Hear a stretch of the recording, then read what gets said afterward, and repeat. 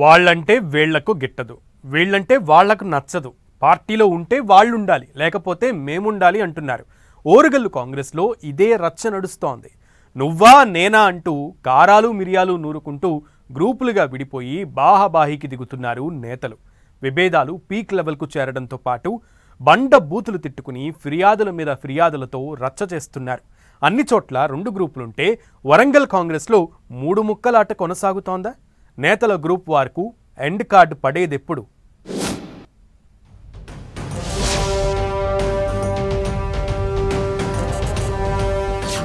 ఓరుగల్లు కాంగ్రెస్లో మూడు ముక్కలాట.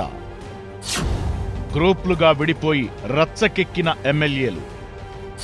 కొండా దంపతులది ఓ వర్గం, కడియం శ్రీహరిది మరో వర్గం.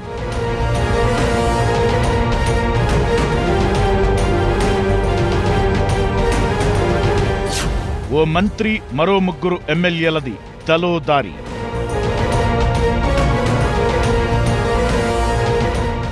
వరంగల్ కాంగ్రెస్లో కోల్డ్ వార్ రచ్చకెక్కి డాన్స్ చేస్తోంది. మొన్నటి వరకు అంతర్గతంగా ఉన్న విభేదాలు కొండా మురళి కామెంట్స్ తో మరింత హీటెక్కాయి. దీంతో కడియం శ్రీహరి, రేవూరి ప్రకాష్ రెడ్డి మిగతా ఎమ్మెల్యేలతో కలిసి కొండా దంపతులపై ఫిర్యాదు చేశారు. కౌంటర్గా కడియం, రేవూరి తీరుపై కొండా మురళి లిఖితపూర్వక కంప్లైంట్ ఇచ్చారు. ఈ రాద్ధాంతమిలా కొనసాగుతుండగానే ఓరుగల్లు కాంగ్రెస్లో కల్లోలంపై జిల్లాలో ఇంట్రెస్టింగ్ డిస్కషన్ జరుగుతోంది. మొన్నటి అసెంబ్లీ ఎన్నికల్లో ఉమ్మడి వరంగల్ జిల్లాలో 10 అసెంబ్లీ స్థానాలను కాంగ్రెస్ కైవసం చేసుకుంది. జనగామ, స్టేషన్ గన్పూర్ మినహా అన్ని చోట్ల కాంగ్రెస్ విజయం సాధించింది. 2 పార్లమెంటు స్థానాలను కూడా కాంగ్రెస్ భారీ మెజారిటీతో గెలుపొందింది.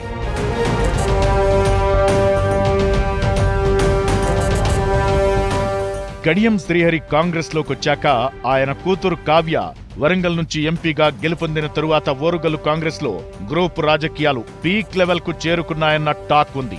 మంత్రి కొండా సురేఖకు జిల్లాలోని ఎమ్మెల్యేలు కడియంతో పాటు నాయిని రాజేందర్ రెడ్డి, రేవూరి ప్రకాష్ రెడ్డి, కేఆర్ నాగరాజు, గండ్ర సత్యనారాయణతో విభేదాలు తలెత్తాయి. దీంతో మంత్రి వర్సెస్ ఎమ్మెల్యేలుగా మారింది.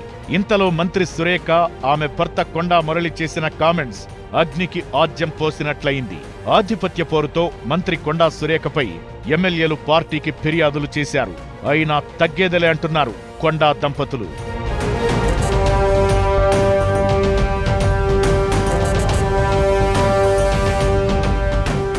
వరంగల్ కాంగ్రెస్లో 2 గ్రూపులు రచ్చకెక్కి నీవా నేనా అన్నట్లు గొడవ పడుతుంటే మిగతా ఎమ్మెల్యేలు, మంత్రి సీతక్క మరో గ్రూప్గా మారారట. ఉమ్మడి జిల్లా పాలిటిక్స్ లో మంత్రి సీతక్క ఏమాత్రం తనకు పట్టనట్టుగా దూరంగా ఉంటున్నారు. కేవలం తన నియోజకవర్గం ములుగుకు మాత్రమే పరిమితమవుతున్నారు. ఇక మిగతా ఎమ్మెల్యేలు మహబూబాబాద్ ఎమ్మెల్యే మురళీనాయక్, నర్సంపేట ఎమ్మెల్యే దొంతి మాధవరెడ్డి తలో దారిలో వెళుతున్నారు. దొంతి మాధవరెడ్డి రూటే సెపరేట్ అని చెప్పొచ్చు. ఉమ్మడి జిల్లా సమీక్షా సమావేశానికి సీఎం వస్తే కూడా ఆ మీటింగ్ కు దొంతి డుమ్మా కొట్టారు.